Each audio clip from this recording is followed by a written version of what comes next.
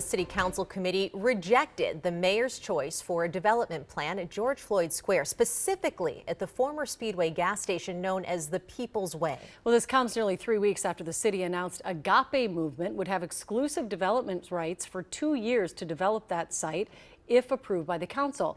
The Agape plan now might take a mayor's veto in order to move forward. Lou Ragoose joins us with all the details. Lou? Julie and Lauren, the proposal from Agape was the most ambitious development plan for that section of George Floyd Square, but it was not the most popular in community surveys, which was the driving factor for most council members today. Make a motion to deny this proposal. In a 4-2 vote, a Minneapolis City Council committee voted to reject the proposal to give Minnesota Agape Movement exclusive development rights for the People's Way portion of George Floyd Square.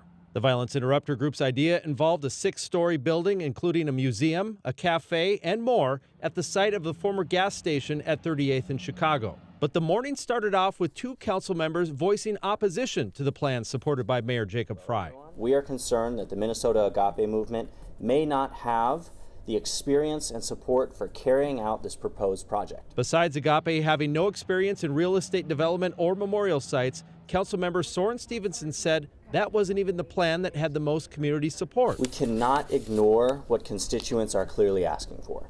Aye. Then at the Business, Housing, and Zoning Committee, it became clear a majority of members were on the same page. This is not the applicant that I think we should move forward on, especially coming back to community support. I think that actually needs to be number one for the People's Way. The community-centered approach is very, very important. We cannot put something that community does not appreciate or welcome. Now, that was a city council committee. The full council still needs to vote on this. They could approve it, but committee votes are most often a strong indicator of how the full council will vote.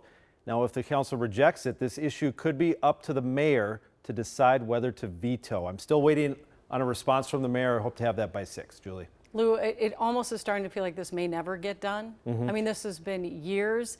Is there any group that has a consensus that seems like it might move forward? I mean, where do they go from here? Any idea? Well, among the other proposals, they are what you might say a lot less ambitious, like a lot easier to fulfill. And that might be the direction they end up going if the council members, today get their way. All right. Thank you, Lou.